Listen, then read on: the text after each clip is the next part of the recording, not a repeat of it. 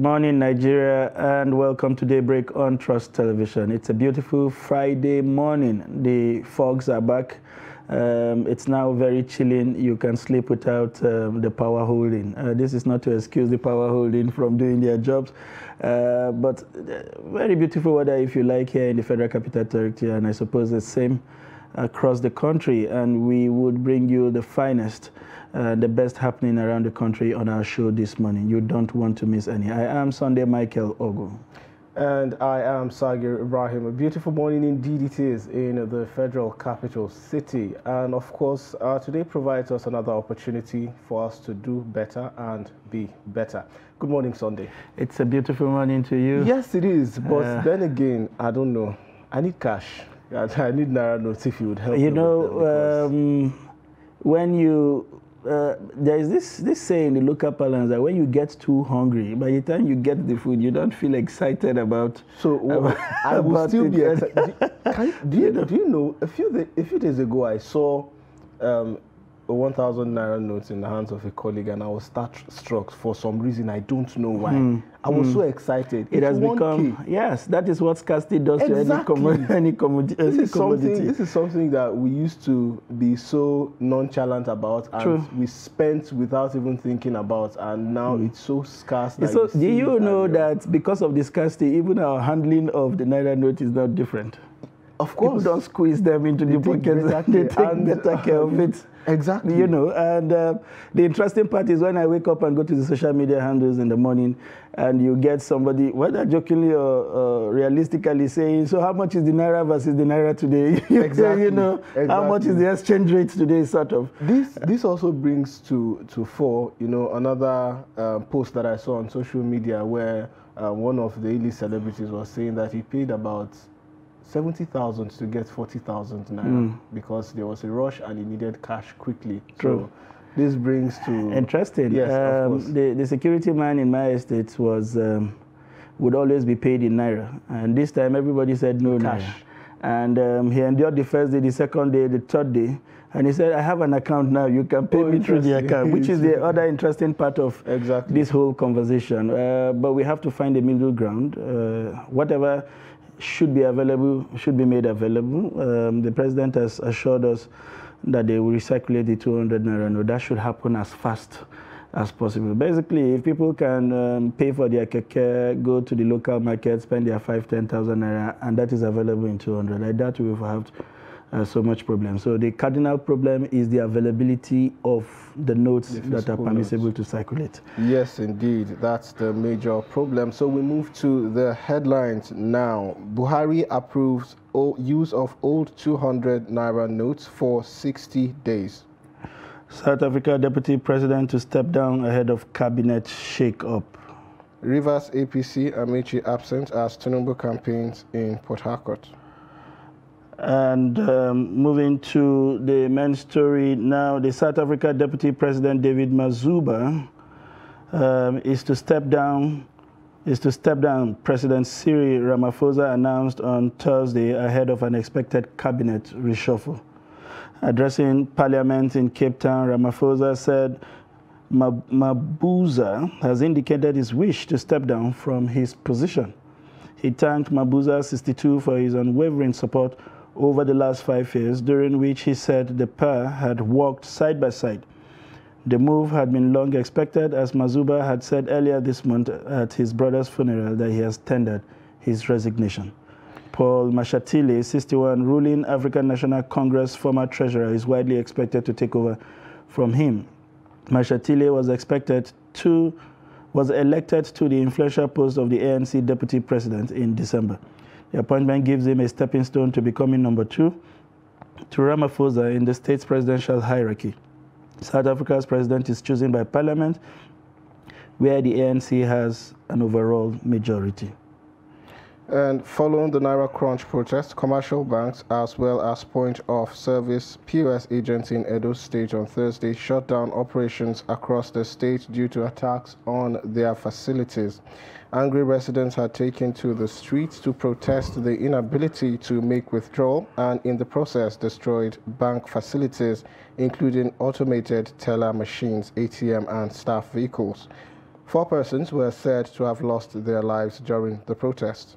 The attacked banks include United Bank of Africa as well as other banks within the metropolis.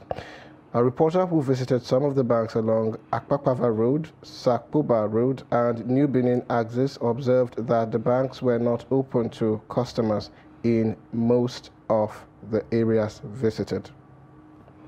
And moving on, the Nigerian Army on Thursday said it had handed over a policeman allegedly responsible for the death of a soldier to the Lagos State Police Command for further investigation and subsequent prosecution. Daily Trust had reported how a soldier attached to the 81 Division of the Nigerian Army was allegedly killed by a policeman in Odogunyo area of Lagos. The policeman reportedly relocated to Ogijo police station in Ogun State. However, soldiers reportedly regrouped and stormed the station where the policeman was picked up and the station burnt. The Army, in a statement signed by the 81 Division Nigeria Army Deputy Director of Public Relations, Lieutenant Colonel Olabisi Ayeni, said the suspect was arrested and kept in a military custody for his safety and subsequently handed over to the Nigerian police for prosecution. Ayeni, however, denied the burning of the station by the soldiers, saying it was an angry mob who witnessed the unfortunate incident that took advantage of the situation to attack the police station in the community. And moving on to packages we have for you now. Reactions have continued to trail the broadcast by President Muhammadu Buhari extending the circulation of the old 200 Naira notes till April 10th. In Makudi, Jimmy Adzande speaks to residents on the development. Take a look. Makudi residents called the president high for restating the commitment for free and fair elections. They, however, insisted that the case before the Supreme Court should be allowed to be decided one way or the other. The president for making that State of the Nation address, and most particularly as it relates to the currency redesign and the currency swap policy. But I think in a democratic dispensation like Nigeria, I think one would expect that in lieu of the fact that there is a pending suit, the state of address has, though looking good, but in a way has also created some form of confusion or contradictions, because where do we go from here? Should we follow the president's state of address, or should we await the outcome of the Supreme Court of Nigeria? So the president, as far as I'm concerned, has kind of left us in a dark state on the issue. Others say the president's pronouncement on the Naira redesign will not ease the difficulties Nigerians are facing now. It's the president's statement, when the people heard that he's going to speak, a lot of people are agitated to hear how we address the burning issue. But when he come up with saying that only 200 Naira, old Naira notes should be used, and others, they should go to central bank to swap it, I think a lot of people, I can say, they felt bad. So because the issue has not been addressed, that means the suffering will continue. So I think there are a lot of issues. People are going through a lot of difficulties. Families find it difficult to get their daily means by through their livelihood, I think. The Naira crunch has affected mostly the downtrodden, as small businesses are closing down for lack of cash in the economy, according to some of the residents. No money, most especially cash at hand. There's no patronage. Throughout today, since I came to the shop, nobody has come for work. People are refusing to correct old money, and this has become very difficult for us, the business people. The president in the broadcast called for calm and said the Naira redesign is an attempt to hand over a better economy to the next president of Nigeria. Visually impaired persons in Kaduna State have appealed to the Independent National Electoral Commission to ensure that their members are properly guided on how to cast their votes using the Braille ballot box during the 2023 general elections. They made the call as a sensitization meeting on the use of the Braille ballot organized by INEC in Kaduna ahead of the polls. The report. The meeting is to sensitize visually impaired on how to cast their vote during election to ensure that they are not disenfranchised. The participants, while commending INEC for providing them with Braille ballot guide, said they can now exercise their civic rights like any other citizen during the election. One of the things I learned is the provision of this Braille ballot paper, and this gives room for the visually impaired person to go and exercise his franchise without being fear of somebody choosing for him not the right person he wanted to choose. Yes, I think I will cast my vote alone, because even in the last election, my vote was tampered with, because the person that helped me to cast the vote does not know how to read. So he went and put my hand in the wrong place. They call on INEC to ensure the availability of the Braille ballot guide during the poll. They should make sure that the Braille ballot papers are adequately provided in all polling units in Nigeria. And they should make sure that any visually impaired person, they either form their own queue, or if it's only one, as soon as he arrived, he should just go and cast his vote and leave. What I want INEC to address is INEC should also involve visually impaired persons in the election process, because with us there, we can be able to help our fellow visually impaired men, maybe visually impaired people who cannot read the Braille or who have not even seen it before. Besides visually impaired persons, there are provisions for other people with special needs, according to the Commission. For those that are on the wheelchair, they are going to be assisted round, and for those that are visually impaired, they are going to be assisted round. And there's this magnifying glasses, we have the magnifying glasses for people with albinism. You know, when they are out there in the sun, they have a blurry vision. So with that magnifying glass, they will be able to see well. In less than 2 weeks now, the visually impaired, other people with special needs, and the eligible voters across the country will decide the next set of leaders for the country via the ballot box. Bella Musa, Trust TV News, Kaduna. And also, the Conference of Northern State Civil Society Organizations have faulted the implementation of the Naira redesign policy, saying the policy is grossly ineffective, thereby threatening the nation's economy and successful conduct of the forthcoming elections. Addressing a news conference in Kano, the coalition asked the Central Bank of Nigeria to, as a matter of urgency, ensure the availability of the newly redesigned banknotes to avoid total collapse of the economy. Trust TV correspondent Idris Jibrin reports that the group is also calling on the Inspector General of Police to take decisive steps in the fight against insecurity in the country. Take a look. According to this Conference of Northern Civil Society, although the new Naira redesign is a good policy that may likely control the high rate of inflation, but the CBN commitment toward public awareness and effective implementation of the policy is very poor. The scarcity of the new Naira redesign note is not only responsible for a continuous downfall of business owners, especially the small-scale and medium business enterprises, but the situation is also threatening the conduct of peaceful, credible, and acceptable 2023 general elections in Nigeria. We appreciate the giant stride made by the President, Muhammadu Buhari, on his stance on the new Naira redesign policy to ameliorate the suffering of Nigerians by extending the use of 200 Naira note to April 10th, 2023. In addition, we call on the federal government of Nigeria to direct CVN to make available the lower Naira denominations such as 5 Naira, 10 Naira, 20 Naira, and 100 Naira.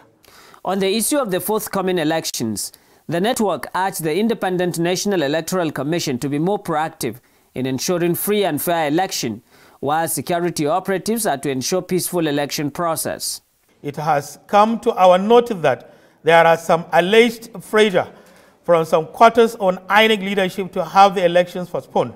It is our candid opinion that nothing is worth disservice to the country than such evil thought and imagination. It is our adamant belief that the leadership of INEC would not contemplate doing that or succumb to any pressure to tamper with the integrity of the Commission. Let also remind the INEC chairman that all eyes are on him and the Nigerian citizens hold INEC in high esteem. While the group passed a vote of confidence on Nigeria's anti-corruption agency, the networks called on the federal government to ignore calls for the sack of the EFCC chairman. We wish to categorically state that as members of the Conference of Northern State Civil Society Networks from the 19 Northern and FCT passed a vote of confidence on the leadership of Abdurrashid Bawa of the EFCC and shall continue to support the Commission in the discharge of its constitutional mandate. While urging Nigerians to continue to be law-abiding in the face of the current difficulties associated with the nation's economy, the group assures to continue with its campaign of ensuring a better Nigeria. Idris Juprin, Trust TV News, Kano. Efficiency in the implementation of early childhood care development and education in the educational sector at national and subnational level has been identified as a contributor to poor learning outcomes in children's development. Stakeholders at the National Dialogue and Workshop disclosed this while exploring ways to address the challenges and amplify opportunities for strengthening learning through play. The report. Learning through play is said to be a vital teaching method which helps children to learn faster, develop social, cognitive and emotional skills. Despite policies guiding early childhood and education, Nigeria still struggles with proper implementation and low budgetary allocation to aid the process. This has become worrisome as United Nations Children's Fund says 35.6% of children aged 36 to 59 months received early childhood education in Nigeria, while 45.7% of children under age 5 learn with 2 or more play tools. In practical terms, we know children play at home, and many of us are satisfied with that. But we also know that the school environment is an environment that we necessarily want children to be engaged in. We believe in pre-primary education, and then the question is, if we are committed to it, what should be the component? And is play not important? Isn't it a mechanism for learning? Isn't it a mechanism for development? Isn't it a mechanism for psychosocial exploration and creativity? There are many standards, benchmarks that have been developed, but how far have we been able to implement this? We have to make sure that we have the professionals that will impact that learning to our children, to make sure that we have a very good foundation for our children as they transit to primary schools. With challenges like lack of training and qualification in ECE on the part of teachers, inadequate teaching and learning materials, underfunding, inadequate security measures, coupled with parents' misconceptions among others, the Federal Ministry of Education says it has over the years developed strategies to achieve the ECE objective. In the area of teacher training for play-based learning in Nigeria, the Federal Ministry of Education has supported and encouraged the capacity building of teachers and learning through play-based method by the development of facilitators' guides and participants' manual with specific focus on the Reggio Emilia and other child-centered approaches, improved curriculum, mentoring and support programs. Stakeholders agree that strengthening capacity of teachers, parents and communities to support learning through play and providing instructional materials, among others, the early child care development and education in the country will be boosted for the benefit and interest of every child. Aisha Salihu, Trust TV News, Abuja. And that's the much we can take for news packages this morning. We'll now go on a short break, and when we return, we'll be bringing you pages from national dailies. Just stay.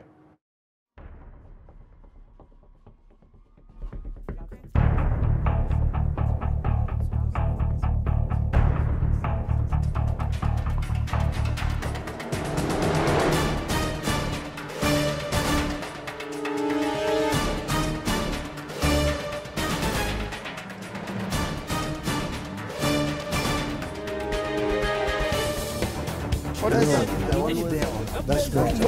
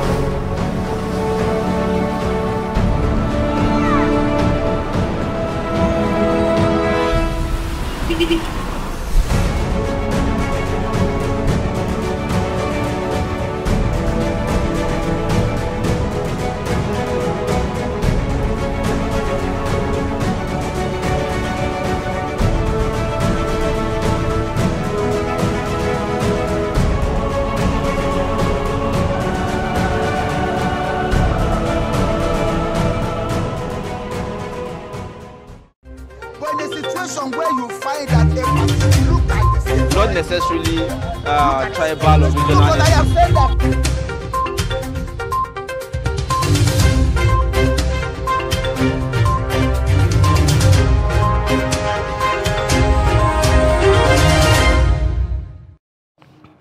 Welcome back. If you're just joining us, it's Daybreak on Trust Television, and it's that segment of the program where we bring you all the headlines that made the front pages of the newspapers this morning. And as usual, we would begin with the Daily Trust.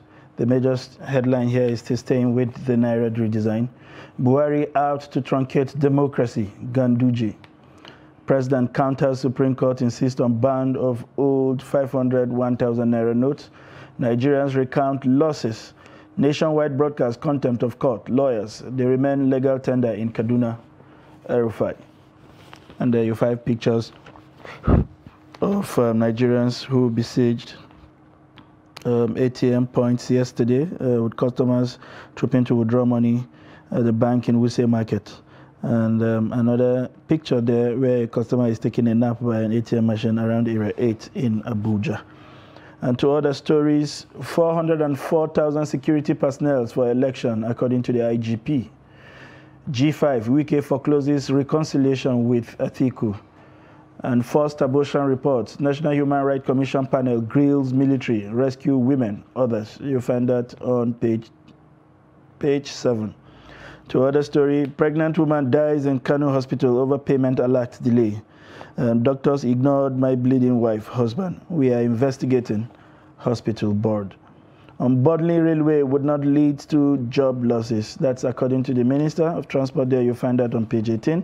U.S. to return $954,000 Alame Siaga's loot to Nigeria. You find that on page 28. And 7 northern states owe NECO $2 billion. This is coming from the register. And then we have this little tidbits right below the name marks there with 8 days to go. Politicians importing thugs into Nasarawa. Commissioner of Police raises alarm. A new opinion poll favors Tinubu for presidency.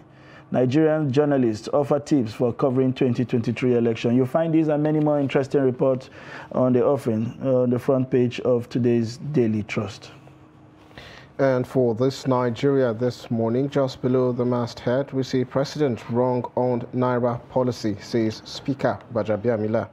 A couple of riders there. Money scarcity hurting APC. Reps lament, say ATMs not wrestling grounds. And also, arrest saboteurs of Naira redesign policy. Buhari directs anti-graft agencies.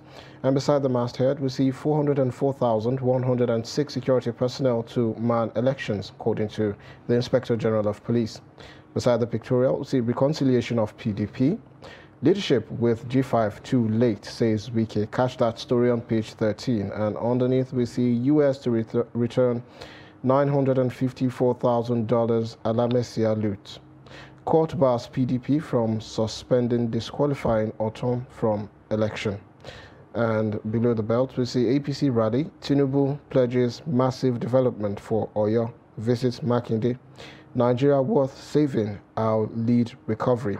Labour Party's Obi says. Find that story on page 12 and page 16 on This Nigeria This Morning.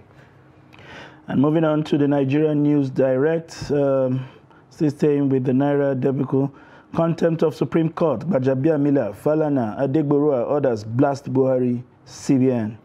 Laments Buhari's broadcast throws Nigeria into despair, deeper confusion, as Emefiele orders bank to comply with Buhari's directive. Labour Party vice presidential candidate accuses mighty men of prevailing on president's decision. And Falana urges FG to comply with order. Abia State joins suit challenging policy. You have pictures there of Mashiwaju Ahmed Bola Tinubu from right, Governor Sheyi Makinde there, and ministers of youth and sports, Chief Sheung and Governor Adegboyega, former Governor Oyetola and Governor Dakpa Abiodun, Chief Bisi Akande, Speaker House of Rep, Right Honorable Femi Gbajabiamila and others at the APC Presidential Election Committee during a courtesy visit to Governor Sheyi Makinde after the APC presidential rally in Ibadan yesterday. To other stories, NNPC Limited to begin drilling in Nasarawa State March 21st. And Ogun, Abiodun promotes 7,518 teachers. In 2023, INEC warns voters against election malpractice. These are the major stories on the front page of the Nigerian News Direct. And on Vanguard this morning, from the very top, we see Naira redesign. Cash crunch may worsen forex shortage, according to Fitch. Underneath that, we see polls. FG goes after Simon Ekpa. 404,106 security personnel for polls, according to the IGP. Cashless policy. Benue traders resort to trade by barter. Suspected meningitis outbreak kills 38 in Jigawa. As well, 57.36% make credits in English, Maths as NECO releases 2022 results. And for the very glaring headline there, we see Naira policy, get saboteurs arrested, tried, Buhari tells CBN. Says Naira redesign has immensely minimized influence of money politics. President Emefiele, IGP, others meet in Aso Rock. Also, policy hurting APC reps lament. Say each rep needs 70 million naira cash to execute elections. Notes ATM stations now wrestling grounds. CBN governors meet bank executive, direct them to make 200 naira notes available. And finally, Buhari flouted Supreme Court order. Gbajabiamila, Falana, CSOs. Find that on page 4 and page 8. You can find all this and also much more on the Vanguard newspaper this morning. Moving on to first news this morning, still on the Naira crisis, Buhari under fire for overruling Supreme Court. As Gbajabiamila deployed President's declaration knocks Emefiele over policy. Buhari wants APC to lose 2023 presidency. Ganduje says World Bank, IMF faulted Naira design, yet you are defending it. Pity Nigerians, Soludo tells Buhari. Nigerians now see APC as a source of their suffering, reps majority leader. President has ignored Supreme Court, sending wrong signals, Ubani. And Buhari has committed exclusive rascality, encouraged lawlessness and anarchy at Degborua. The APC has chosen dangerous routes to retain power, fueling crisis to force election postponement. Timmy Frank. And to other stories, new Naira 2 trillion hoarded banknotes have been retrieved, Buhari. Naira scarcity, CBN, 15 bank working on president's directive. Banks to lose 5 billion to violent protests. This is coming from Ex-Bifi. And new Naira notes Federal High Court waits on Supreme Court's adjourned suits. And APC holding new Naira notes for election, PDP. Everything on the first page, or rather first news newspaper this morning seemed to dwell exclusively on the Naira. And we are seeing another safety alert there by the Britons saying avoid banks ATM, 23 states, UK warns citizens in Nigeria.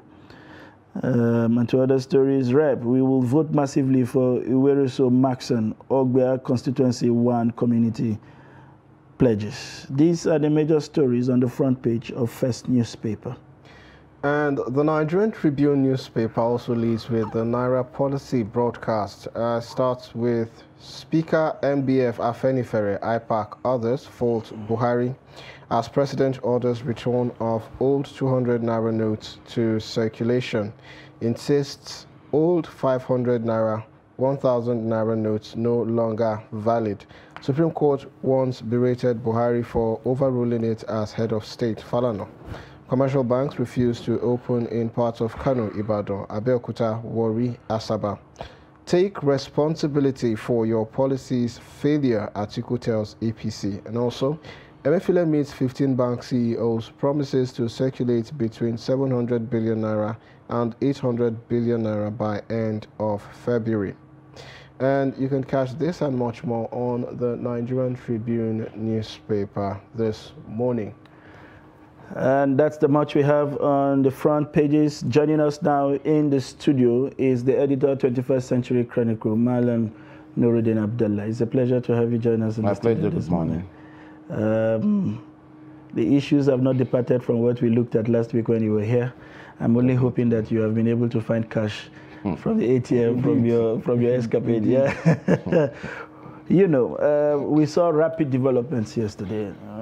At the wake of the morning, the president announced some measures, you know, in a live broadcast that talked about his approval to refloat the 200 naira. And then before the day wound up, Ganduje, in another engagement, openly castigated the president and saying he's out to truncate democracy.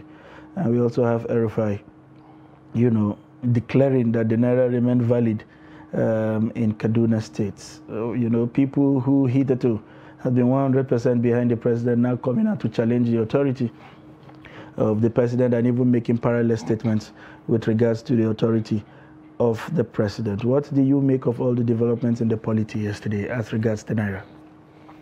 Yeah, we watched the president during his nationwide broadcast yesterday, and the major decisions he announced, they are in, like he revalidated the 200 naira bill, you know, and he made other statements. He said that security-wise, the policy is working because it has, to use his words, it has immensely minimized kidnapping for ransom. And that's true.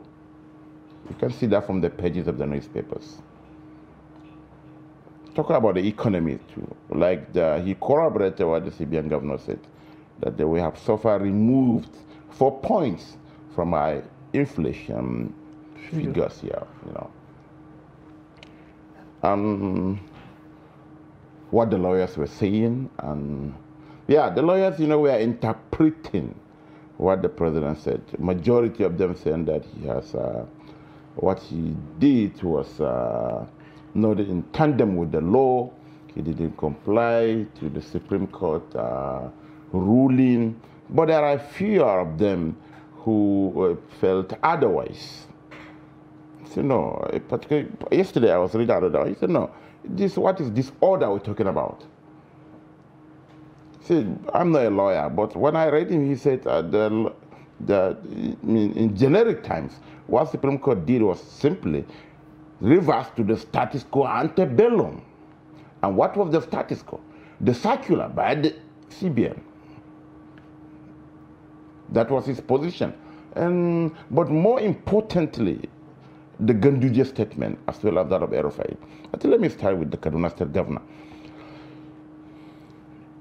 The president, the CBN, is saying that 500 and 1,000 naira bills are no longer legal tenders across the country. But he is saying, I don't think he is trying to usurp the powers donated to the central government and being implemented by the president through his agents like the CBN. Because we all know defense, currency, and foreign affairs are exclusive preserve of the central government. Where did he get such powers? That is one. And secondly, I think what the governor is doing, may trigger chaos. When I say chaos, he's threatening arrest. Yes, he can revoke, as the governor of the state, the land titles and some other things of banks operating in the state. Okay. But is he going to command the police, the DSS, the civil defense to make arrest? Okay, no. So sir, let's take Malam Nasir El-Rufai's briefing from last night. Yeah. Take a look. Stay calm and peaceful and support the lawful means being utilized to solve our problems. On behalf of the Kaduna State Government, I wish to assure you that none of you would lose the money you have in old notes. Let no artificial or illegal deadline frighten you. Whether you live in towns, villages, or in our isolated rural communities, do not feel stampeded to deposit your old notes into the banks. Hold on to them. Continue to use them as legal tender as ordered by the Supreme Court of Nigeria. No deadline can render them worthless, ever. The law is on your side. The Central Bank of Nigeria Act 2007 in Section 20, subsection 3, and the Bills of Exchange Act both oblige the Central Bank of Nigeria to recognize your old notes and give you value in new notes whenever you bring them to the CBN, even in the next 100 years. Therefore, as your governor, I wish to assure you that the Kaduna State Government, in collaboration with elected legislators, our traditional institution, elected local government councils, markets and traders associations, and so on, will help you collect, record, document, collect, and deliver all your old notes to the Kaduna branch of the Central Bank on your behalf into the new ones immediately after the elections.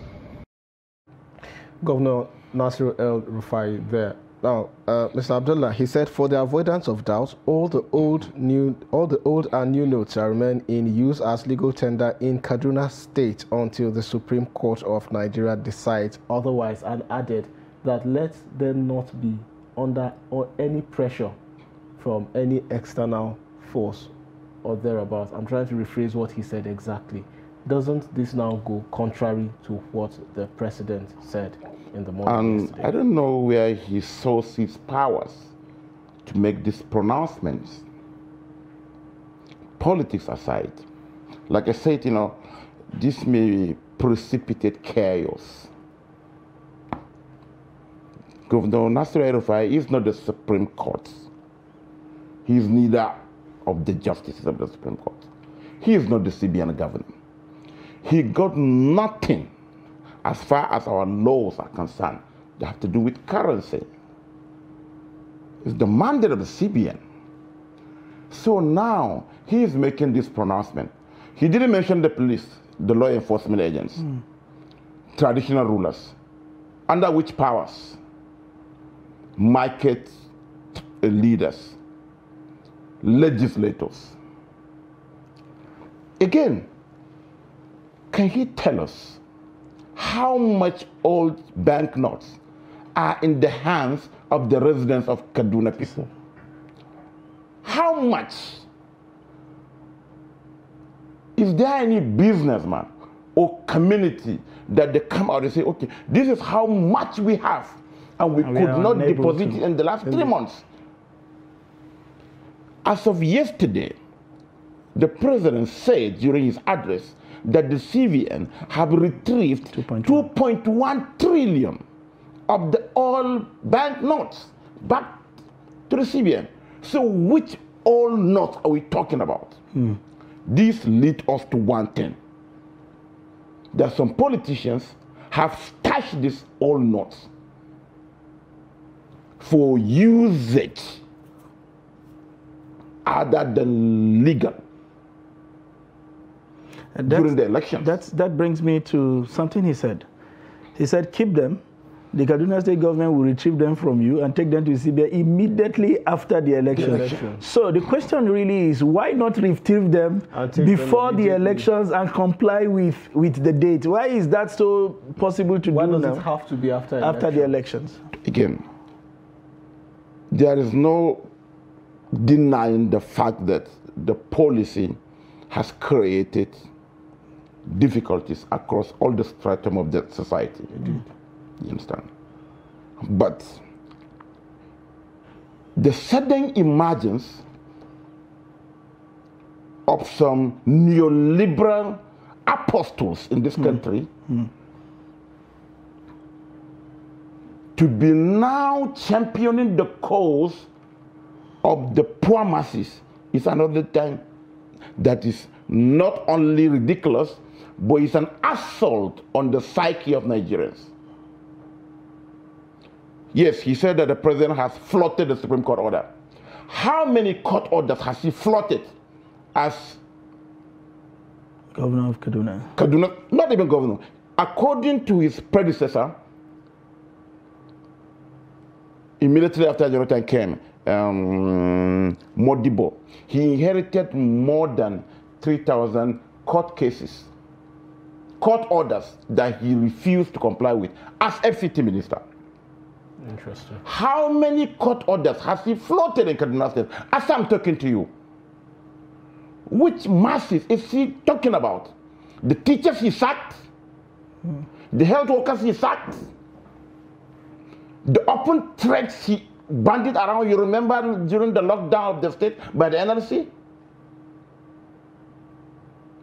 Was there no court order when the late APC Northwest chairman, Abdul Qadir House, was bulldozed? Hunkui and the rest. Let's be serious. Interesting. Moving on to Ganduje. Of course. Nobody saw that coming from anywhere. Yes, but we saw it coming. They only make it public now. Interesting. Why the G3, for heaven's sake? By the G3, you mean? Why are they all up in arms against this policy? Okay, so now that I've been wondering for the longest time why it is seeming like the only opposition party that is doing best to, oppose the APC is looking like the APC itself. Because, it's now looking like the APC has become the proverbial snake attacking its own stead. So why are we seeing this happen? Because if, for example, this were to be in 2015, one would say the Naira redesign policy would be what the government would have used if they wanted to, subvert or do something in that sort. To Mr. Ganduje, he's my governor, who told him that a sitting president must support the candidate of his party. Is it in our laws? Are we not the same people that were saying that statesmen think of the next generation, while politicians think of the next election? Indeed. Why must you care? Why must you go from pillar to pole to ensure that your stooge succeed you? Perhaps because it's been the norm. The president is doing something different. He should be commended for that. Me think. He's talking about maybe the DSS, yeah, he has immunity. But maybe they don't know the import of their statement. They're talking about a military takeover. A general understand. Yeah, you understand, a retired army general. They were talking about truncating democracy. For heaven's sake. So Ganduje now is not an advocate. He's representing the people of Kano. The same person that appropriated all the available graveyards, all the corner shops. Go to Kano and see. All the worshipping centers. How many court orders do we have there? How many has he respected? Less than 100 days to the end of his 8-year tenure, and they are talking rubbish. Again, Mr. El-Rufai and Ganduje are advocating for the masses. Tell me one single serving governor that has not supported the removal of subsidy. Tell me one. APC Governors Forum, PDP Governors Forum, Southwest, Northwest, whatever, Nigerian Governors Forum, they have all in several occasions demanded total removal of subsidy that will jack up the price of PMS, according to CBN, up to 800 naira per litre. So you're saying it's a matter of interest? Of course, yes. Only that the president, as far as I'm concerned, has decided to be on the side of the public. This is a temporary setback. Why must you have over 3.7 trillion in circulation? But don't you think all of this is expected? I mean, especially because, like I said earlier, it's been traditional for you to see, you know, an outgoing president support or anoint, you know, the next presidential candidate of the party. Perhaps this is the reason why we're having all of this noise. The president is doing something different. He is not breaking any law. Allow him be. All these governors, they travel to Saudi Arabia, they travel to Dubai, they travel to Europe and America. Are they buying everything with cash? But then again, you spoke about the president being on the side of the masses. So much so, is it about the masses this time or about certain interest as well? Because like we understand, politics has always been a matter of interest. So would it be the masses now who would enjoy? Because the last I checked, I don't have naira in my pocket.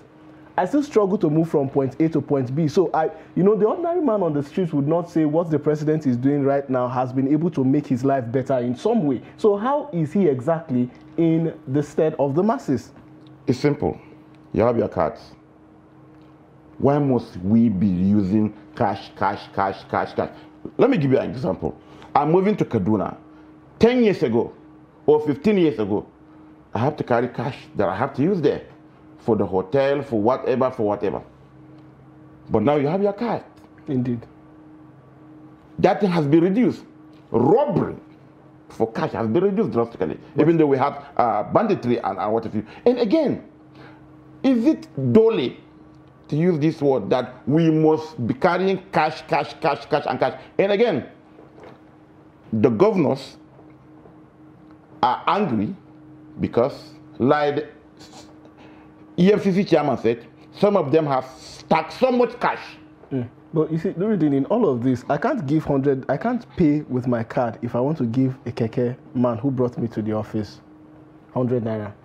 Do I have to give the bike man who brings me from point A to point B 50 naira my card to pay with POS? How do we address these issues? You see, these are the rudiments. Now, Nuruddin, I give another example. Yeah. Say I have a sibling who is in junior secondary school currently.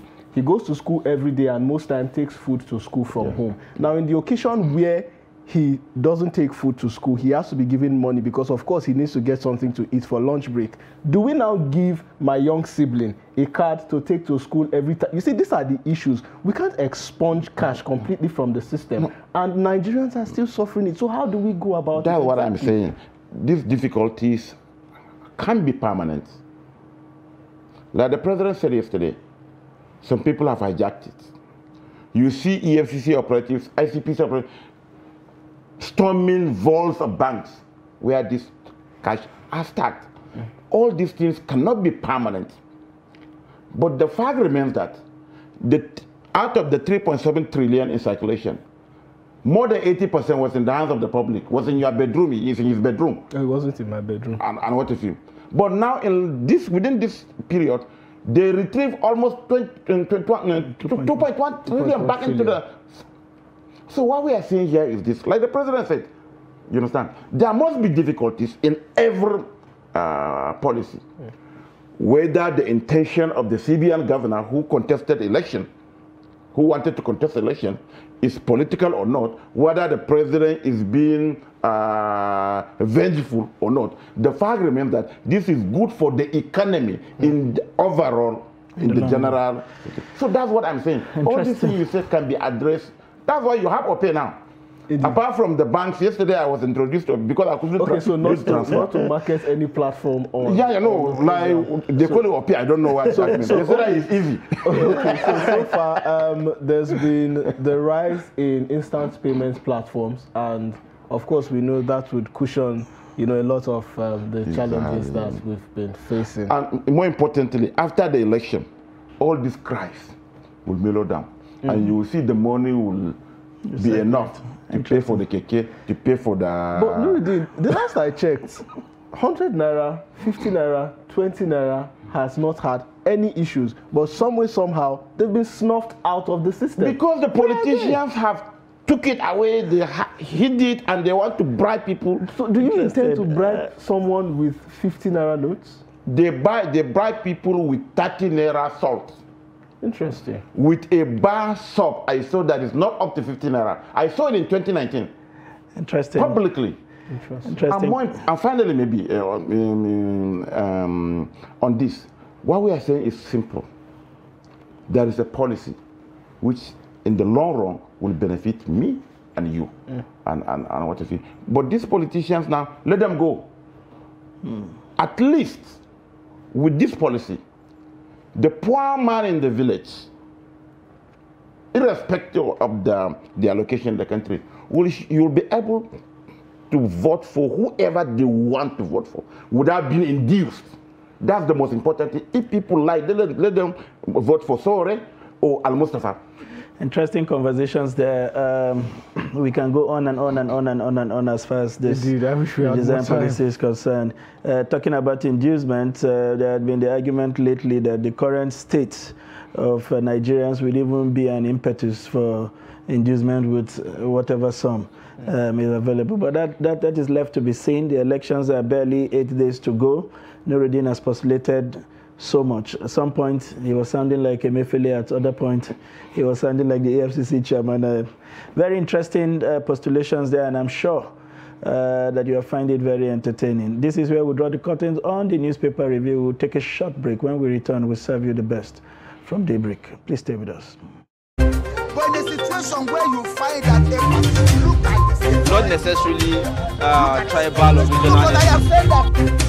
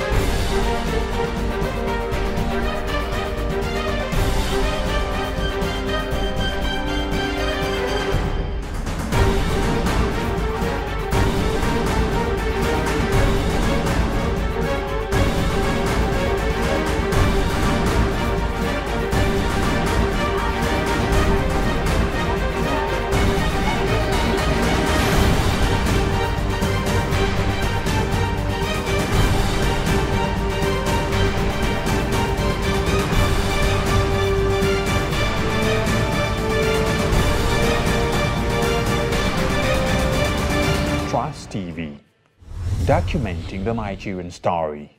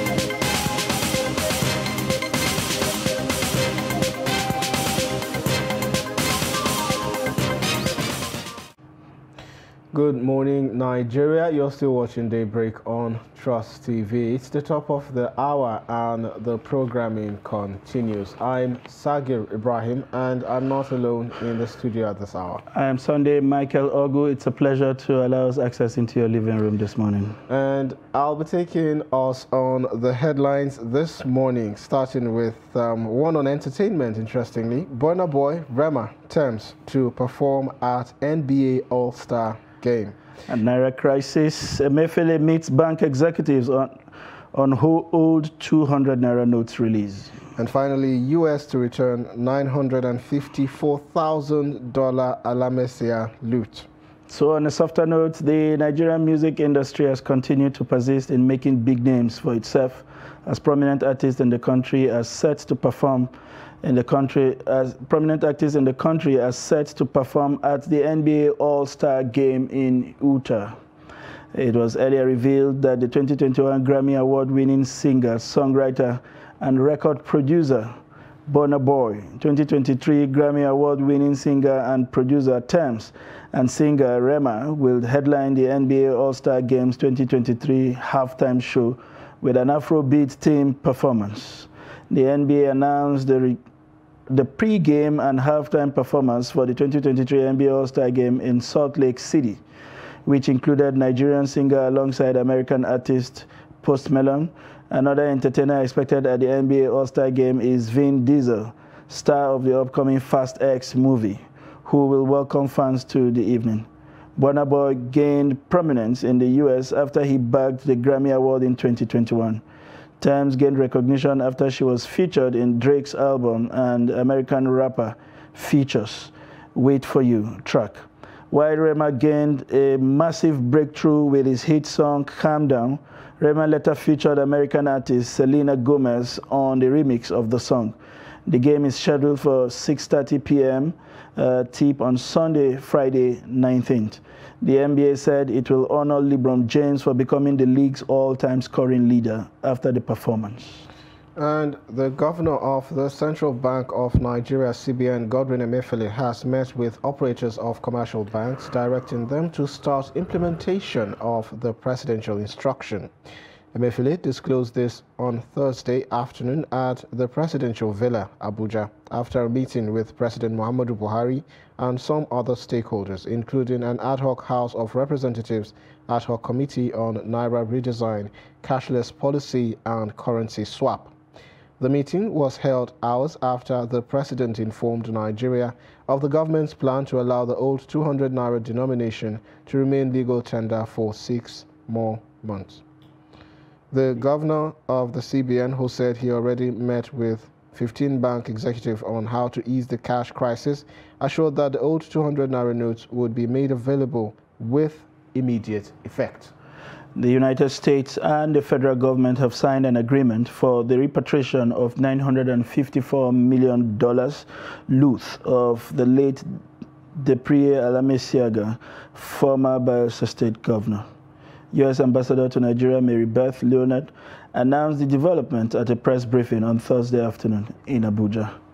Leonard said the official salary of the former governor during his tenure as a public servant from 1999 to his impeachment in 2005 did not match the said amount. She said, however, he accumulated millions of dollars through abuse of office, money laundering. Beatrice Jedi Agba, Solicitor General of the Federation, who represented Nigeria at the briefing, said President Muhammadu Buhari has immediately directed that the said sum be utilized in developing the healthcare of Bayelsa. Alamesiaga, who died at the age of 62 in October 2015, was detained in London on charges of money laundering in September 2005. At the time of his arrest, Metropolitan Police found about £1 million in cash in his London home. Later, they found a total of $1.8 million, which is about $3.2 million in cash and bank account. He was found to have owned 4 homes in London worth an alleged $10 million. He jumped bail in December 2005 from the United Kingdom by allegedly disguising himself as a woman, though Alamesia denied his claim. Alamesiaga was impeached on allegations of corruption on 9th of December 2005, and Goodluck Jonathan, his deputy at the time, took over. And we move to news reports now. Reactions have continued to trail the broadcast by President Muhammadu Buhari extending circulation of old 200 Naira notes till April the 10th. In Benue State, Trust TV correspondent Jimmy Adzandi speaks to residents on the development. Take a look. Makurdi residents called the president high for restating the commitment for free and fair elections.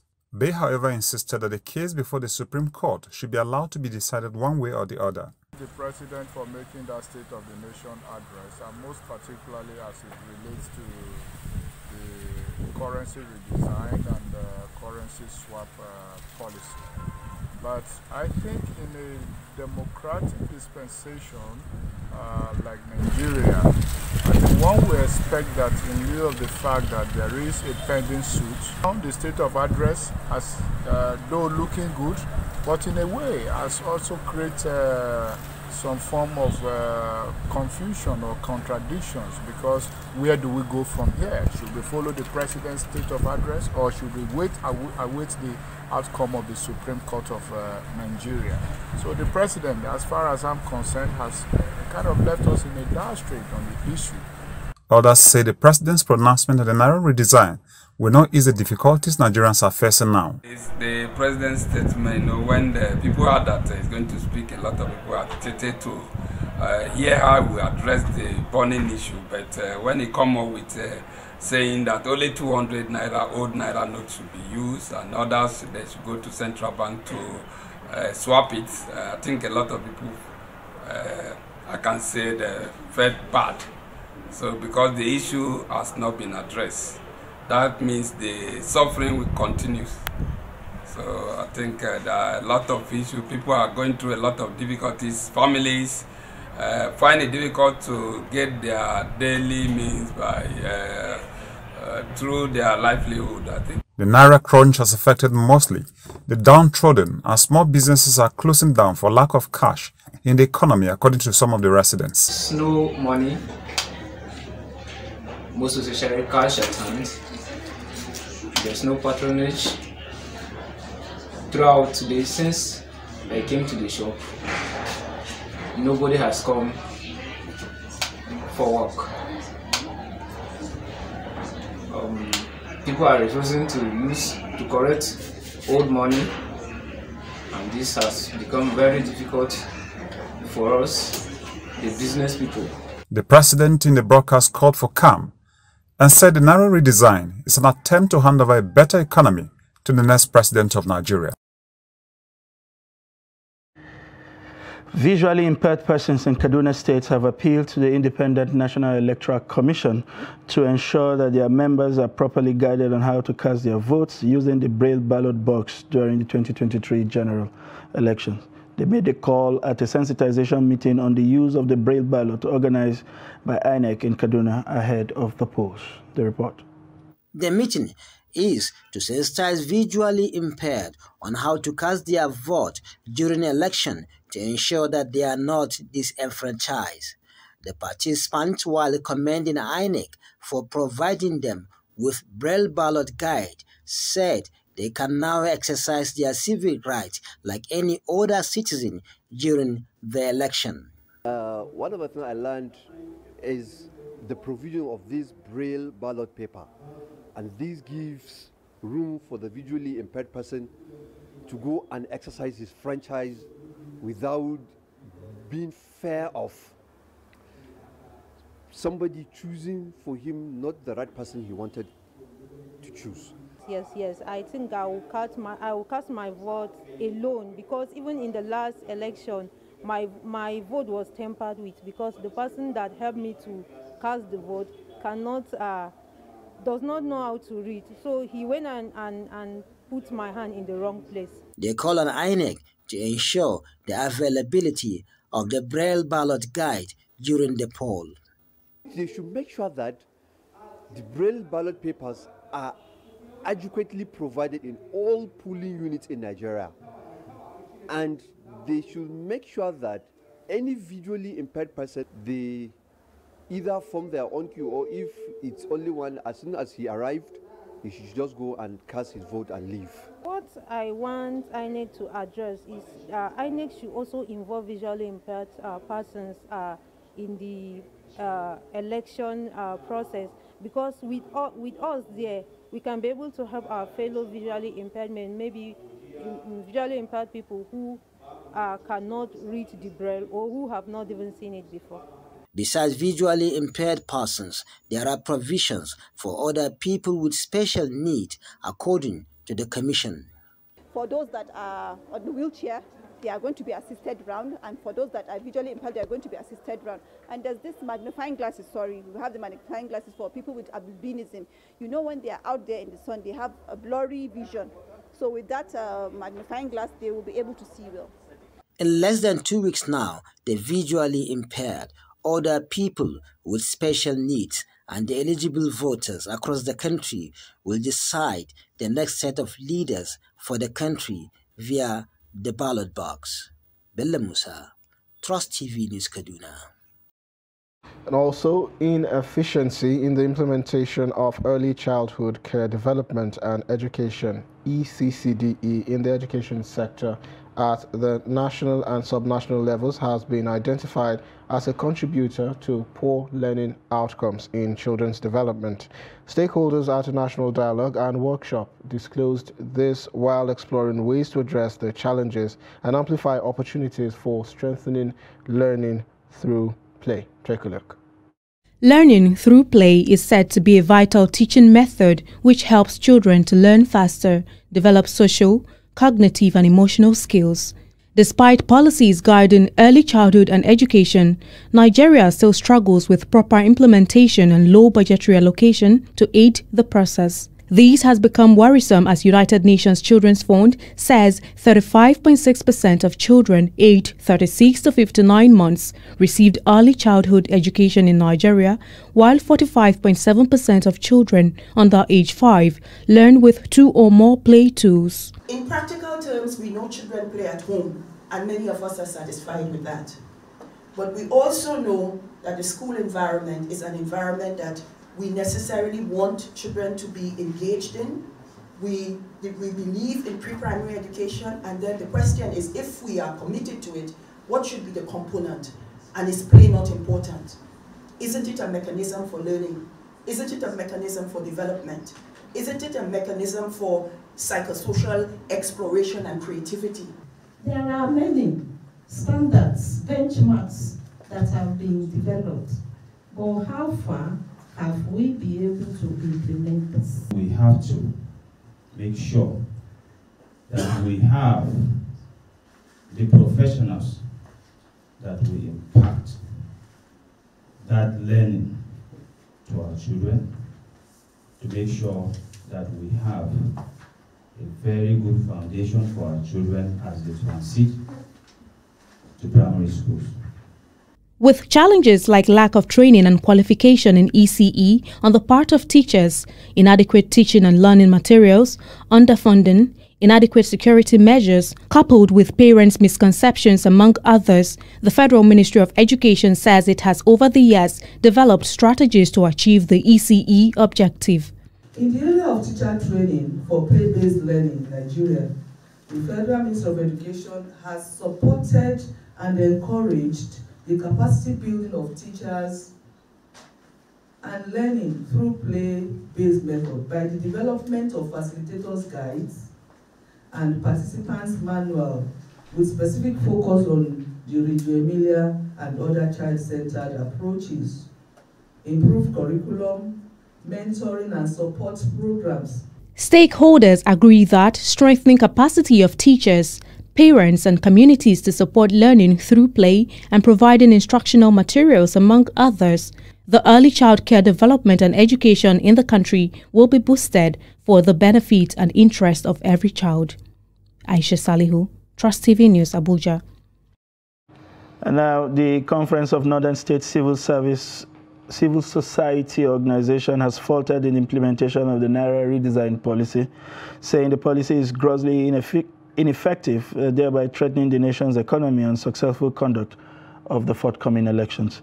Addressing news conference in Kano, the coalition asked the Central Bank of Nigeria to, as a matter of urgency, ensure the availability of the newly redesigned banknotes to avoid total collapse of the economy. Trust TV correspondent Isis Jibrin reports that the group is also calling on the Inspector General of Police to be decisive in the fight against insecurity in Nigeria. According to this conference of Northern Civil Society, although the new Naira redesign is a good policy that may likely control the high rate of inflation, but the CBN commitment toward public awareness and effective implementation of the policy is very poor. The scarcity of the new Naira redesign note is not only responsible for a continuous downfall of business owners, especially the small-scale and medium business enterprises, but the situation is also threatening the conduct of peaceful, credible, and acceptable 2023 general elections in Nigeria.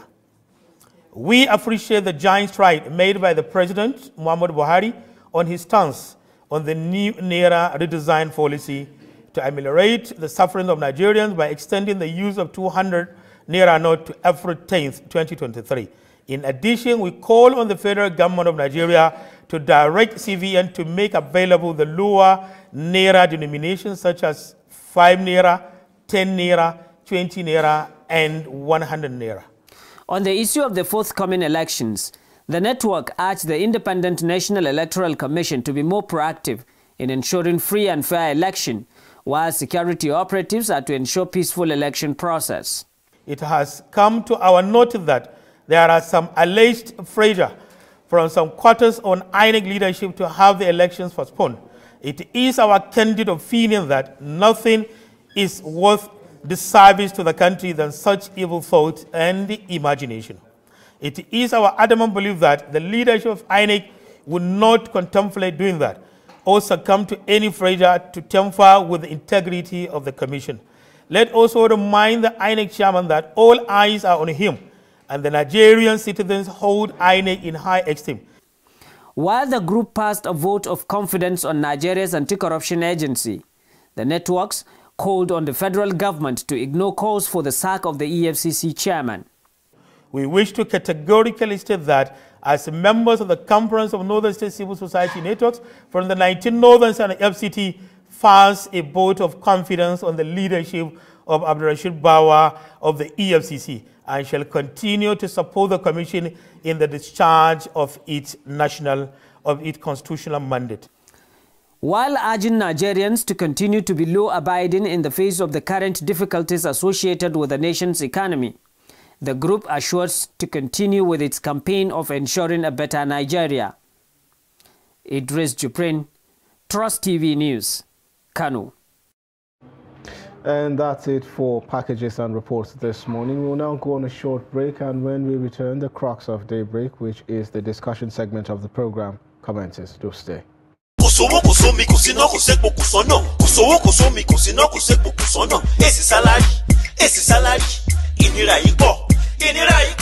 Nígbà PDP ọ̀dọ́ rí ṣẹ́ṣe oúnjẹ rẹpẹtẹ ayé wa dára nígbàlẹ̀ bá dé ló bá dojúrú ojoojúmọ́ ṣá la Nàìjíríà ní Nàìjíríà ilẹ̀ ọlọ́ràá ló bá dahoro ẹ jẹ́ ká gbà padà ẹ jẹ́ ká gbà padà ẹ jẹ́ ká gbà padà. Àtìkù ti dé Okowa ti dé ìmọ́lẹ̀ ti dé òkùnkùn paradà. No experiment, safe choice. Only experience, safe choice. Foreign investment, safe choice. Recover Nigeria, safe choice. Kò sómi kò síná kò sépo kò sọ́nà kò sówó kò sómi kò síná kò sépo kò sọ́nà èsì sálárì ìnira yìí pọ̀. Safe choice. Vote the safe choice to recover Nigeria. PDP. Power to the people. Ìkéde yìí wá láti ọ̀dọ̀ PDP Presidential Campaign Council.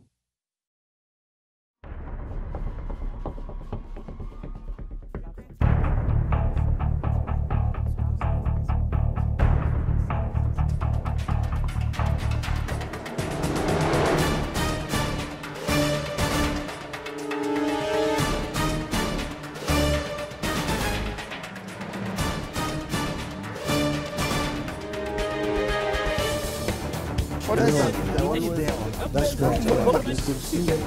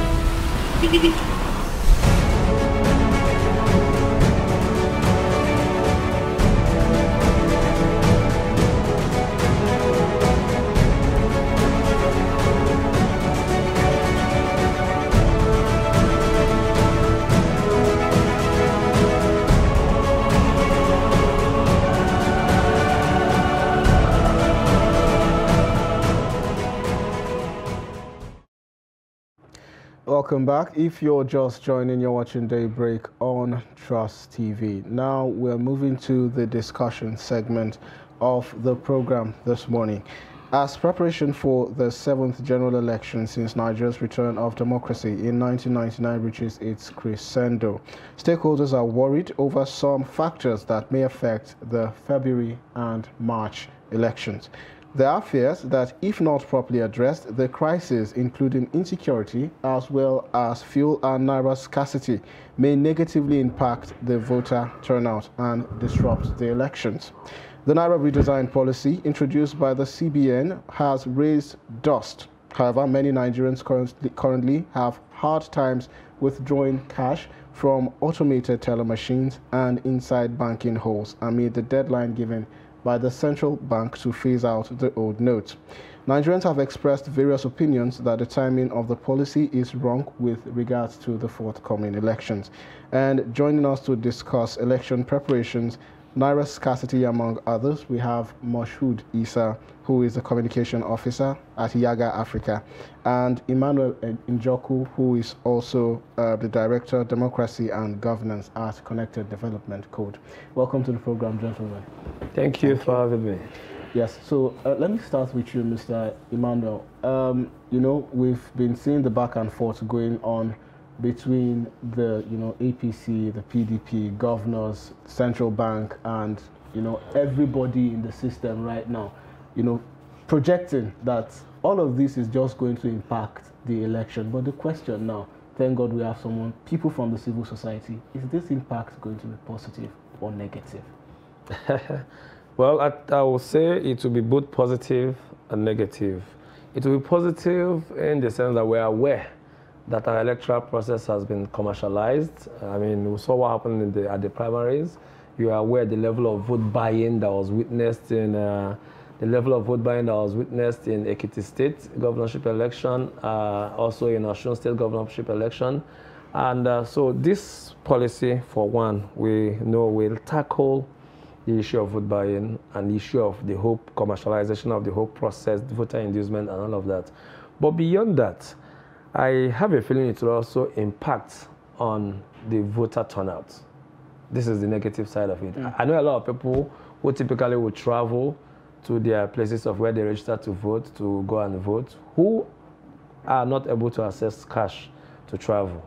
And so when you are traveling, I had in your earlier session when you're talking about how you have to pay transporters 500, 1,000, 2,000. A lot of people can now access this money to be able to travel to vote. That's an issue. Again, secondarily, I also feel why this policy will tackle vote buying. But then this policy is also creating so much scarcity and so much lack that citizens may also become vulnerable to vote buying, no matter how small. So when there is so much scarcity, it means that if the citizens in these very rural poor communities see even 1,000 naira, there is a tendency that they will even sell their votes. Exactly. Now, Moshood, I was going to ask that question because earlier during the newspaper review, Nuruddin Abdullah in his submission said he has seen situations, not told, seen situations where things as little as a bar of soap, a pack of salt are used to induce voters.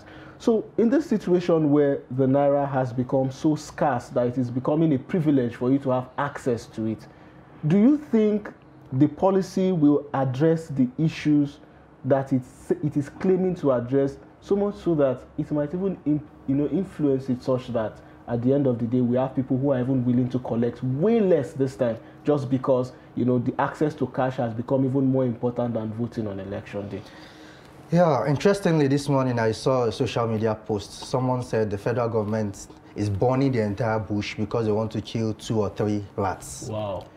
Meaning we are impacting on the over 200 million Nigerians because we claim we want to address vote buying. But we should also understand that there are laws. The electoral law is clear about stipulations and punishments for vote buying. If we can actually implement those laws that guide issue around vote buying, why do we need to impact or suffer the entire 200 million Nigerians because we want to fight vote buying? And at the moment, unfortunately, there are gaps even in the implementation of those policies. Despite we're saying this, there are still politicians that still have access to this cash, like you said. So Nigerians would see immediate gratification on election day. If I have access to 1,000 that I couldn't have access to a few weeks ago, why wouldn't I vote for the person that is giving me that money? And again, people say a hungry person, someone that's affected by economic hardship, would not make informed decision in the polls. Okay, so we're going to continue right after this break because I'm going to ask you questions about deployment. Of course, we know that the voters are not going to be the problem, but INEC also is going to be deploying and would need cash as well. But however, viewers will be back after this break.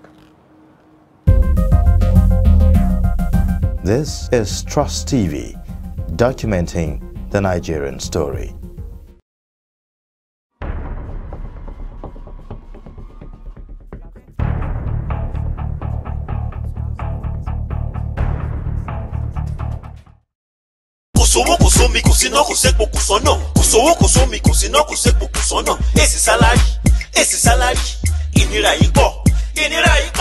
Nígbà PDP ọ̀dọ́ ríṣẹ́ ṣe oúnjẹ rẹpẹtẹ ayé wa dára nígbàlẹ̀ bá dé ló bá dojúrú ojoojúmọ́ ṣá la Nàìjíríà ní Nàìjíríà ilẹ̀ ọlọ́ràá ló bá dahoro ẹ jẹ́ ká gbà padà ẹ jẹ́ ká gbà padà ẹ jẹ́ ká gbà padà.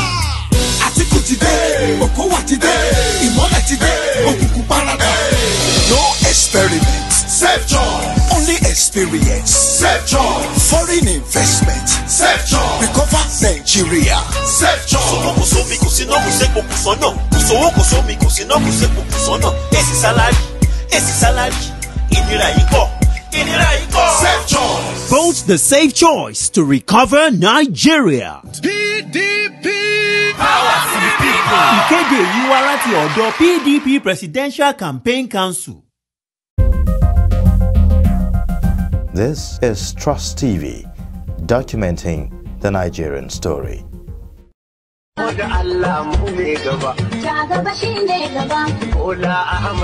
Ina kake dan Najeriya? Baka da labarin Jagaba Ahmad Bola Tinubu a yanzu shi ke gaba kan gaba a cikin 'yan takara a ƙasa Najeriya da ke da sassanin asalin sanin mukaman mulki da kuma samun da waraka ga rayuwar al'ummar Najeriya. Jagaba shi ke da sassanin asalin sanin hanyoyin tattalin arzikin ƙasa a Najeriya. Jagaba Bola Ahmad Tinubu magabata suka ce shi a ƙwararren direban da zai ceto rayuwar al'ummar Najeriya a shekara ta 2023. Ya batun dawo da martabar ilimi, noma, kiwo da batun tsaro a Najeriya. Ya game da samarwa matasa ayyukan yi maganin fatara da zaman kashe wando. Haka ina ga batun daidaito a tsakanin kabilu da mabiya addinai daban-daban a ƙasa Najeriya. Nan ma magabata suka ce Jagaba shi ke kan gaba. To yanzu dan masani ina mafita hanya tsani domin a barje a baya? Amsar dai ita ce Jagaba Bola Ahmad Tinubu shine kankat cikin dubun dubatan 'yan takara a Najeriya da ke neman shugabancin ƙasa daga kanshi sai dai ka sha wafa. Wannan sako ne daga sashen tsare-tsare da sadarwa na kwamitin yakin neman zaben shugaban ƙasa na jam'iyyar APC.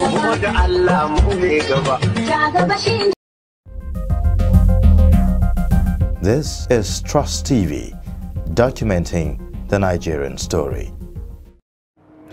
Welcome back. You're watching Daybreak on Trust TV. So still on the conversation, I have Moshood Issa here with me. So Moshood, I was asking the question about deployment of ad hoc staff as well as election materials on election day. Now we are seeing situations where INEC on its part has come out to say, look, we don't have this money as well. And it's going to be a nightmare, deploying ad hoc staff because they need physical cash to transit from one location to the various polling units, that they have been deployed to. So doesn't this even add to the complexities of the situations that we are seeing as it is? Interestingly, I see this in a very different way. Okay. We've introduced a lot of innovations to our elections, including technology. So why don't we do, and the bulk of our logistics that we'll be deploying is not just sending 2 or 3 buses to locations. We're deploying to 176,000 polling units. So I think substantially, I don't expect that the commission will need all the raw cash in this world to be able to deploy to these locations. It's about working with certain group of people. It might be an individual person that you consult or an individual organization that work with these buses or taxis that would need you to transport materials. If you are to work with cash for 176,000 polling units, how much cash will you need? But again, on the flip side, I knew they had some meeting with the CBN governor the other time, a few days ago. And the CBN governor had reiterated that the commission would get every kind of financial support they need. But at this point in time, even we, as an organization who deploy observers to, say, 1,500 polling units, we don't deal with raw cash. We just do electronic transfers, which is, I think, better than trying to have all the raw cash here and there. So I was going to ask that question because time and time again I've been part of the election process, you know, from polling units to even the collation centers. And one thing you cannot take away from the election is the need for the presence of physical cash, even if it is not for voter inducement. But then again, as an INEC ad hoc staff, you will eat now. You know, you need to eat. You need to transport yourself. You will take bike. It might cost you 100 naira. It might cost you 50 naira. You can't pay with POS or do transfers. What if these people say they don't have, you know, they don't have the means to collect these transfers, instant payments, and the likes of that? But you need to be somewhere, the polling unit on election day, to start the accreditation and voting process by 8 a.m.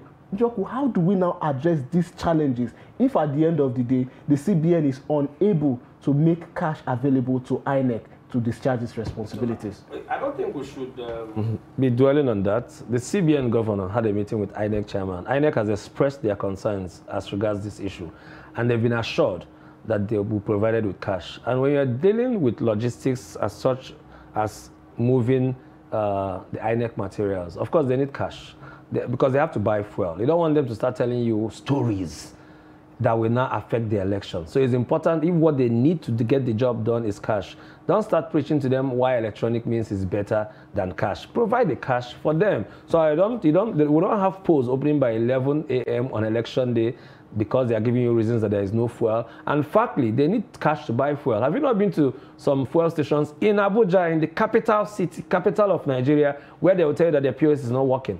You have to go and look for cash. It happens, I've been to at least 3 fuel stations in the past 2 weeks where I had to buy fuel with cash because their POS are not working. So do you want to leave a situation where across the country in rural communities where a lot of fuel stations don't have POS? Okay. You don't want to frustrate the process. So let INEC be given all the cash they need for this special engagement that they have to deliver. Okay, Moshood, the two of you have talked about that meeting with the central bank governor. He said something quite instructive, and that they had approached them much earlier preparatory to this election to say they will need certain foreign exchange because of the foreign components of the items they needed, and they met that demand 100%.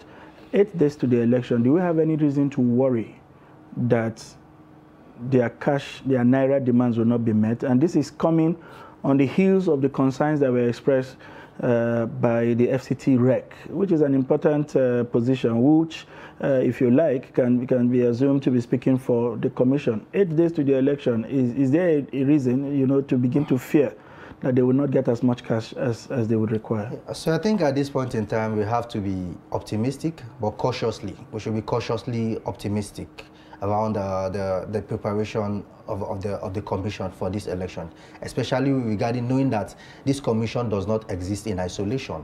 We are talking about INEC need cash. Probably police also need cash. So this institution don't work in isolation.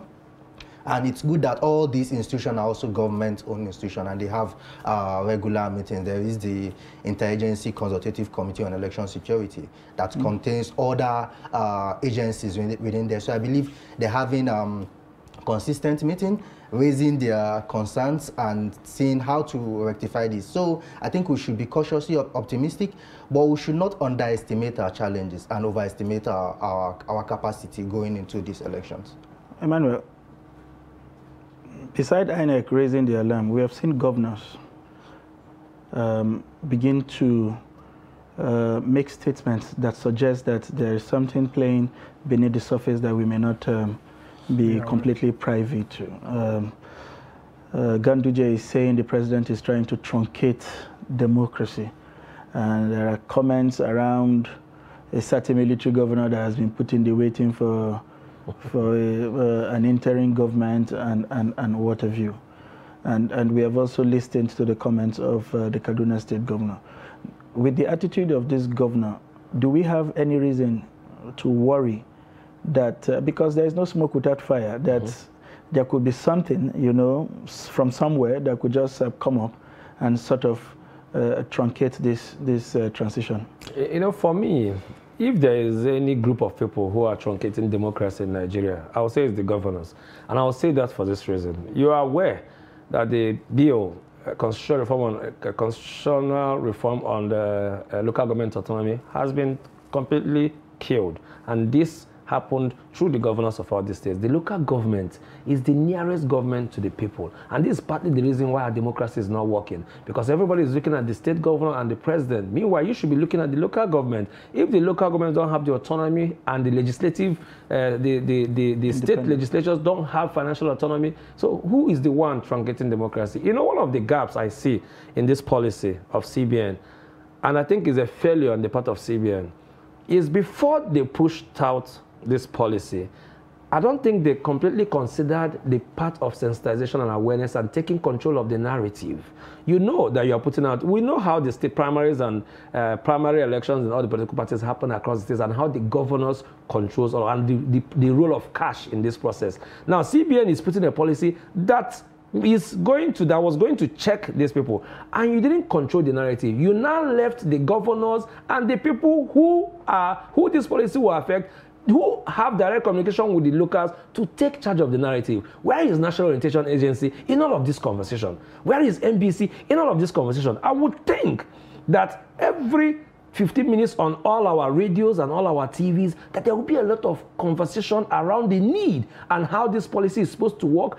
That was totally absent. I've not seen one single jingle or advert from National Orientation Agency. And this is about changing the people's culture. We have a culture of cash, and you are changing it. And there's a vehicle, National Orientation Agency, that is in the whole 704 local government, that is supposed to engage through media, through banners, through posters, through billboards across the country, so you will control, so people will even understand what people. A lot of people don't watch TV. How many people actually can afford cable TV? How many people who are rural locals have power? The ones that have power, how many of them stay at home by this time to watch TV? This is luxury. They are all out on the street. So it is on the roads, on the billboards, the radio, that they are supposed to be engaged. CBN missed that part. I feel that NBC, which is Nigerian Broadcasting Company, should have given a directive to all media houses to engage on the radio, on TV, on newsprint, on billboards, so that Nigerians will even understand. So the whole thing, they missed it. And they now left the same politicians who see themselves as the victims, who feel vulnerable, to now control the narrative. And that is why you see the protests happening across the state. And when I see the protests sometimes, Nigeria is a special country. When I see the protests and see some of the people doing the protests, I mean, you look at the individuals and you know clearly that these are people that do not even come to bank year in, year out. But all of a sudden in the country, everybody now needs to withdraw over 20,000 naira across the counter and over the board. So this is a gap that I feel we miss. Also, the CBN, I feel, missed an opportunity when they introduced this policy. You know, this policy, when they introduced it, it was not going through the ATMs. It was withdrawing over the counter, and there was no check. And I think that went on for about 1 month to 6 weeks. By the time CBN woke up to now start monitoring it, the money was no longer available. These are the gaps that we've missed. So I feel, as we move to the election, I would expect, and I think the president said it yesterday on that live, that he has directed the CBN to go on a sensitization campaign or so. I would expect that by today, that there should be jingles all over the place. Let people be aware and understand the reason. Because this policy, and I said this, let me say this, and I said this going back to 2015, and from what the president said, that in 2015, that the volume of cash that was outside the bank was 1.4 trillion, and by 2022, it had grown to 3.23 trillion. You know, so not to sound in any way political, but I think we should also give credit to the former administration of Goodluck Jonathan. Now you ask yourself, if 1.4 trillion was, why did it move to 3.2 trillion? I want to believe that the BVN policy of the last government is even the reason why a lot of people stopped going to the bank and started moving their monies to keep their monies in their homes outside the system, so they can't track the money.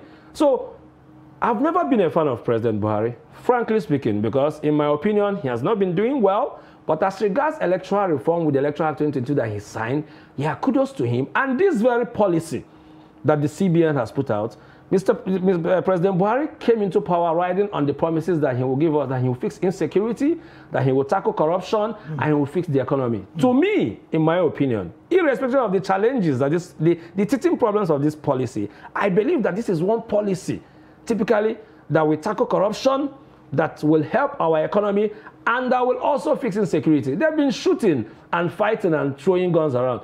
Cut the source of their money, and these guys will become frustrated, and the insecurity will be tackled. Because even the criminals, as they are seeing the situation. So you kidnap an individual now and tell them to bring 20 million naira. You know it's not possible. You know you won't see the money. So this is one policy that will bring the kind of progress that a country needs. But however, the issues and the gaps needs to be fixed as we go into this election. So I have this one now.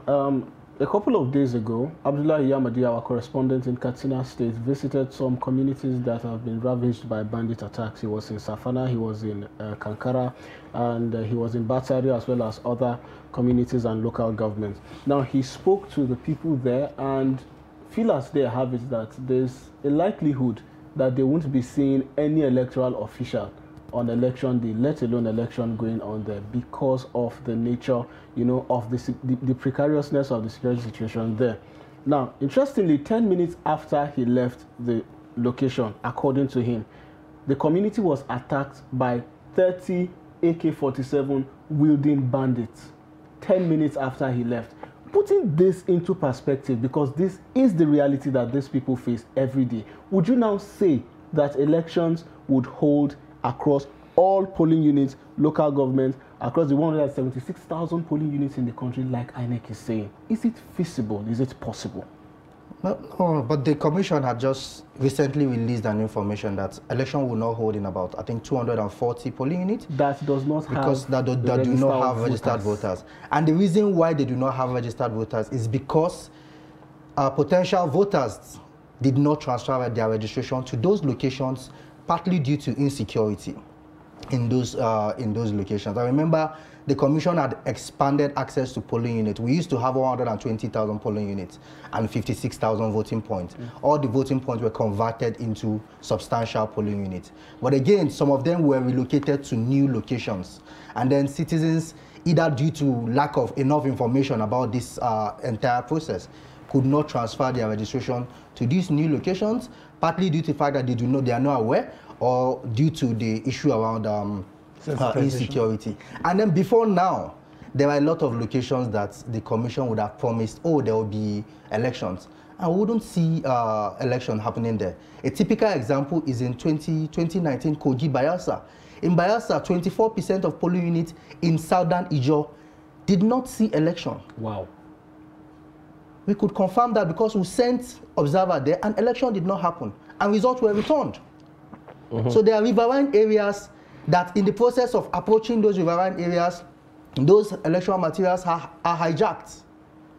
And then for some reason, results will be returned. So, Njoku, how do we now address these issues? Because here it is, insecurity, the lack of election items getting to the locations that they ought to get to. These are problems that are real, physical, and we might still see play out on election day. What do we do? Yeah, I was going to jump into this. You know, so you see what he said about those places where elections don't hold, but the bigger problem is that results find their way back returned. You know, and that's the beauty of this 2022 Electoral Act, and that's partly what we are going to be observing and be looking out for, especially with regards to the beavers, transmission of results, and then also transmission of a number of people accredited in polling units. So you don't return votes where people didn't turn out to do biometric accreditation.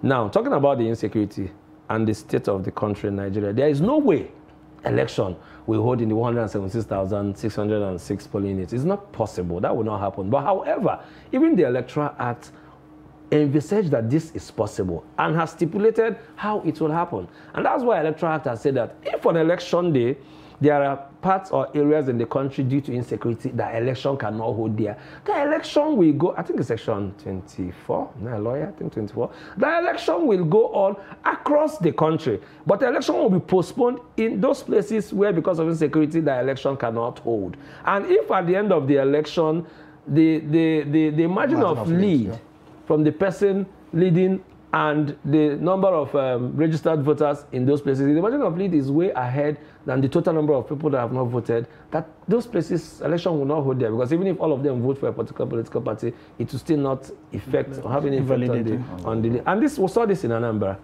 when this governorship election in November in 2021, late 2021, election did not hold in Ihiala. But at the end of the polls, by the time they looked at the margin of lead and number of registered people in Ihiala, it was obvious that the number of registered voters in Ihiala was more than the margin of lead. INEC had to go back there to conduct election. So we cannot say, and INEC should not in any way say because of pockets of insecurity across the country that the election will not hold or because of attacks on INEC. So in 2019, within January, February, and even March, before the governorship election in 2019, before the election, there were over 64 attacks on INEC facilities and personnel. That was in 2019. The election held. INEC did not postpone the election because of insecurity.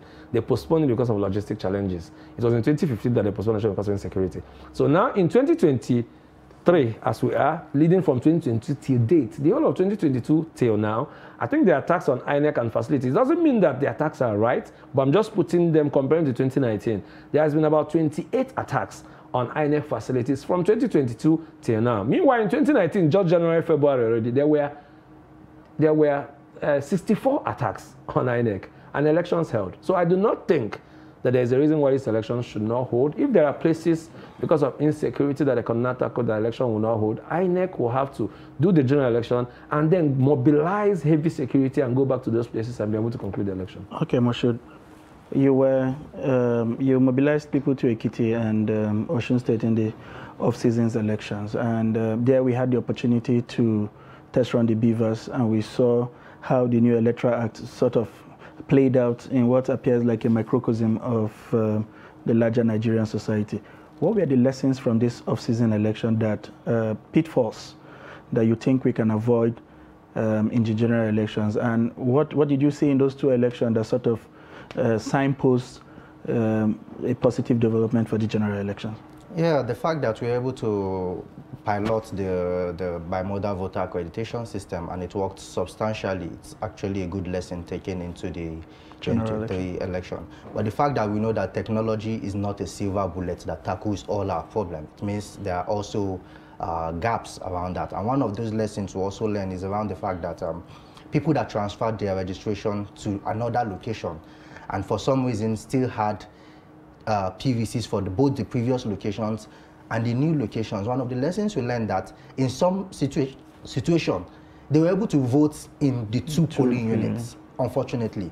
These are some of the gaps we need to actually invariably, you're saying after doing a transfer, before they issued you the transfer voter, they should have demanded. The law says you should return the old one. For some reason, they do not retrieve because we went back, we had a post-election engagement with the state-based CSOs there, and this is part of the feedback we got from them. And then there's another lesson is that the beavers, for some reason, could be bypassed due to connivance between either political parties and the electoral official. Bypassing what form exactly? A voter could approach the presiding officer, all in the name of accreditation. Only the presiding officer at that point could know if that person was authenticated. Either his fingerprint official was authenticated. We only see the process go through. It could go through, it might not go through. But at that point, the presiding officer could use his discretion and just issue a ballot paper to the person. Because it is only the presiding officer at that point in time would see if that person is being verified. So are you saying the voter is not allowed to request to know, for instance, whether that authentication has succeeded or not? The voter could request, if you notice, the mission of the voter is just to get there and get his ballot paper and go and vote.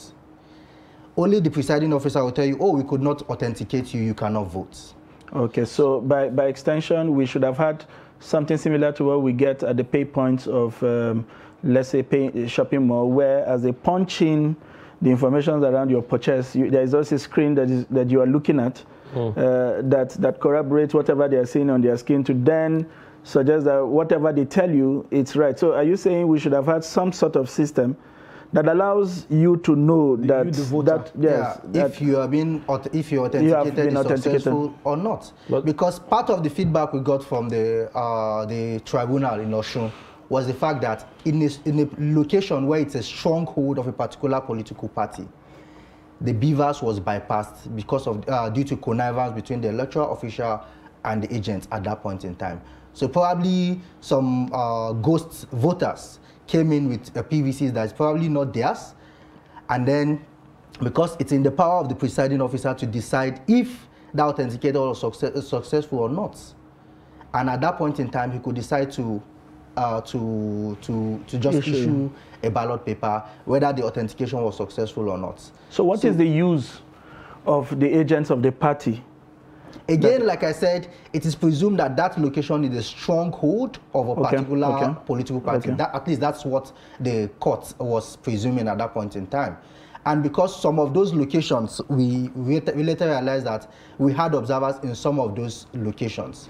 But then at some point, those observers, not all observers would have their eyes on the beavers machine at that point in time. Now, these are some gaps, meaning the beavers is not a silver bullet. Despite the fact that it's a new innovation that had improved our electoral process, at some point we've seen that it could be bypassed. And then at the end, you'd see the number of votes cast is more than the number of accredited voters.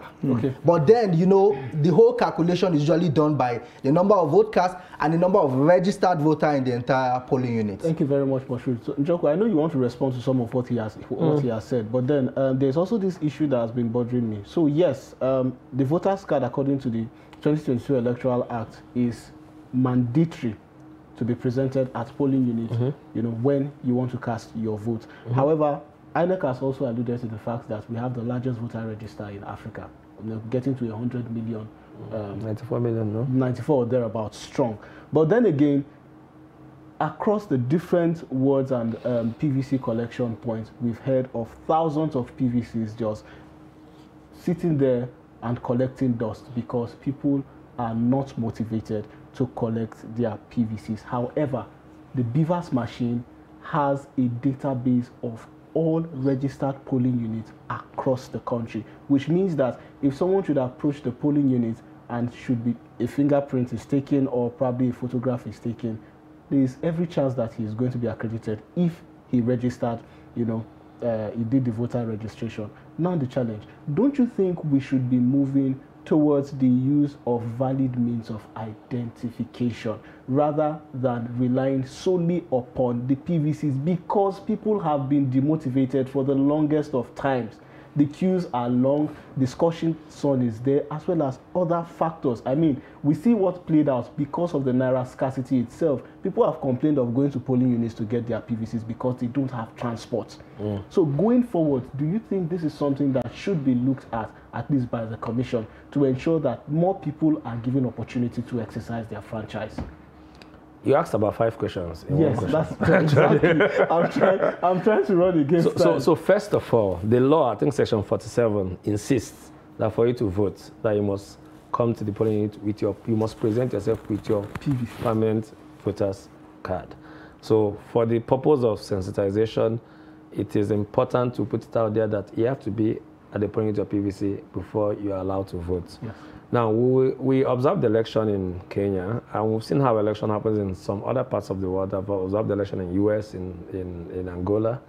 In these places, you know, there's nothing like a voter's card. You know, I know we're in a meeting where I brought out my voter's card in US, and the head of election for the state was, "What is this for?" He was surprised. I mean, he said our system is so complex. Yeah, we are complex here. Now, what they do, and what I think we should do, and because election is a process that we must continue to reform, and that is why we're observing this election, to see how much the Electoral Act is, how much INEC will adhere to the stipulations of the Electoral Act. That way we'll see the gaps and see the challenges, and then we'll come back to the table for another reform of the Electoral Act, you know. So in other climes, like in Kenya, that did election August last year, what we observed is that at the point of you coming to register to vote, that all you need to present is the number on your whatever ID card you are presenting. So in the case of Nigeria, if what you are bringing is just only a valid ID card, if it is your international passport, they will take your number. If it is your national ID card, they take your number. If it's your driver's license. So on election day, that is all you need to present. and they confirm with what is on. You know, they use the same beavers, but they call it Kim kits. They present, when you present it, they confirm that what you have is what's on the system, and you'll be issued. Okay. So in that way, people don't need to really, you know, insist on beavers. Then, part of the third question you asked. We need to wrap up quickly. Part of the question you asked is, and this is also an opportunity to appeal to INEC. There are averaging 94 million registered voters in our voter register, but they are not going to turn out to vote. What we are asking INEC to do is INEC should release, since collection of PVC has since ended, INEC needs to release the disaggregated data of all the PVCs collected. That way we'll be able to check, we'll have a check, and some of the things they talked about here will not happen, because if there are 50 PVCs collected from this polling unit, you can't give us result of 90 because there are 100 people registered in that polling unit. All right, thank you very much. Thank you very much, Mr. Njoku, and thank you very much, Mr. Moshood, for granting us this quite interesting and engaging discussions, and we hope to have you again to continue with the discussion some other times. That's so much we can take on the Daybreak this morning. Do well to follow us across all our social platforms. I am Sagir Ibrahim. I am Sunday Michael Ogu. Stay tuned to all other interesting programming from Trust TV. See you again.